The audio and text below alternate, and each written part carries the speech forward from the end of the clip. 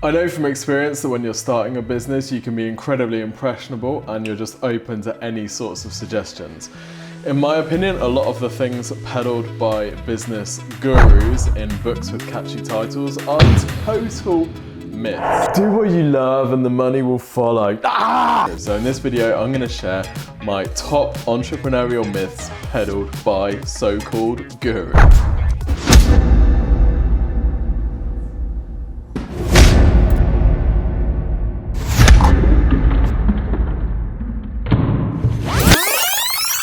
What's up people, my name's Tim, I'm head ninja at Exposure Ninja, which is a digital agency. We have a team of 98 ninjas. And in this video, I'm going to share some of the top entrepreneurial myths peddled by business gurus. Myth number 1, do what you love and the money will follow. Will it? Here's the thing, if you love it, so do loads of other people. I learnt this in my first business when I was recording drums for people over the internet. It was great fun, I absolutely loved it, playing drums is my passion.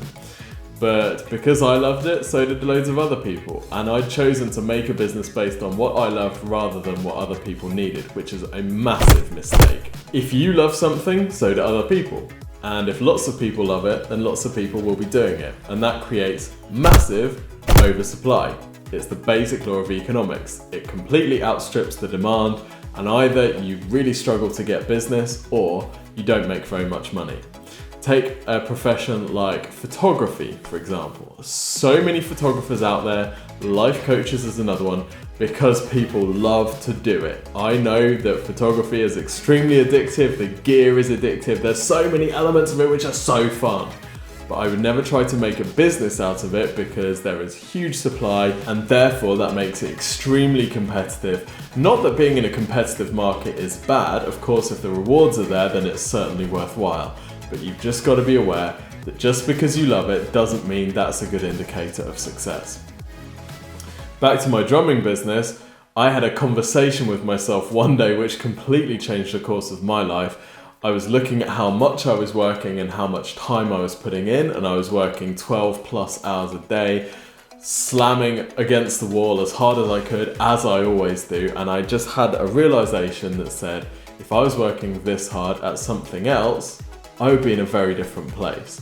I wouldn't be going to the junkyard to rip off pieces of old smashed up cars to put on my car so it could get through its MOT. I wouldn't have to be doing that. If instead of doing the drumming, I was an investment banker putting in the same amount of work, I'd be getting dramatically different results. The other thing about following your passion and doing something that you love is if you're running an unsuccessful business, that is not fun, right? There's the saying that if you do what you love, the money will follow, or if you do what you love, it will feel like work. Well, if you're running an unsuccessful business and you're struggling, it definitely feels like work and you'll have destroyed your passion. So take it from me, if you're gonna start a business based on what do people need, how can I supply it to them, what are people gonna pay me for, rather than what do I wanna do? Myth number 2, there's just one thing holding you back. One thing, give me a break. There are thousands of things holding you back. There are blind spots in recruitment, training, processes, marketing, all sorts of things. The more you learn about business, the more you realize you don't know. And in reality, there are so many things holding every business back at any moment. This concept that there's just one thing, and if you just spend time on that one thing, you'll unlock the key to success is frankly ridiculous. You will never know everything that you need to know. Usually, the one thing is peddled by an author of a book, and they've come up with a really catchy concept, which could really be summarized in 2 pages. They've managed to draw it out over an entire book. They've linked it back to every successful business that's ever been started. Usually Apple and Starbucks feature heavily, and they've basically shown how their concept is the key to success for Apple and Starbucks. What I've realized about these books was that they're often written by people who've never actually run a business at all. I mean, I love Jim Collins and Good to Great. I like Jim Collins and Good to Great. But with all respect to Jim, his work interviewing and studying CEOs, he's never actually ran a significant business. Yes, he runs the consultancy part of his Good to Great empire, but not actually a real business out in the world, doing new stuff. And it's the same with a lot of these amazing business books, these fantastic authors that have sold millions of books, which I'm super jealous of. But at the end of the day, they've never run a business. And they're telling you how to run a business based on their studies. Well, that's cool, but it's like learning marketing out of a university textbook. It doesn't work. Well, that's cool, but they're really not talking from experience. They're talking from theory and interviews. I heard a fantastic quote this week. Certainty is the fool's dream and the charlatan's selling point. And unfortunately, a lot of these business books are selling the concept of certainty. So there is never just one thing that you need to work on to improve your business. There are thousands of things. Don't fall into the trap of thinking that one person holds the key to your success. Myth number 3, the 4-hour work week. Ridiculous. Whilst the 4-hour work week is a fantastic concept and I adore Tim Ferriss deeply, I would suggest one thing. Tim Ferriss does not work 4 hours per week. If you listen to interviews with Tim, if you've studied Tim's work, you'll know that he works far more than 4 hours per week. If you find yourself being drawn into the concept of the 4-hour work week, I would humbly suggest revisiting your beliefs about work, because it shows a fundamental laziness and a resistance to do what it actually takes to grow a business. Which leads us nicely onto myth number 4, passive income. This is the biggest pile of shit I've ever heard, and most of the people who are preaching passive income are with absolutely no morals, and they're in my opinion, and I'm perfectly happy to be proved wrong, people chasing passive income fundamentally don't understand capitalism. Capitalism is about giving somebody value and in return getting value back. Passive income suggests I don't have to do anything and I'm going to continue receiving income from the market.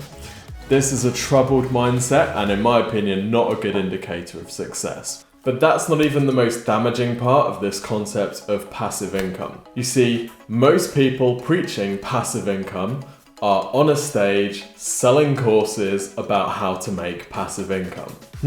Most people preaching passive income are on a stage selling courses to people about how to make passive income. They're on a stage selling courses about how to make passive income. On a stage! I've had the pleasure of working with some of the UK's top marketing experts and people they do sell courses on passive income.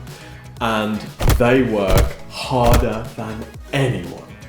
There's not a single person I know who sells stuff on passive income who is living the principles that they teach. They are traveling constantly, which might sound fun and is fun for a while, but if you're constantly having to travel and you're away from your family and you don't get to actually have a life, pretty soon, just like following your dream and the money will follow, that stops becoming fun and it's just pure grind.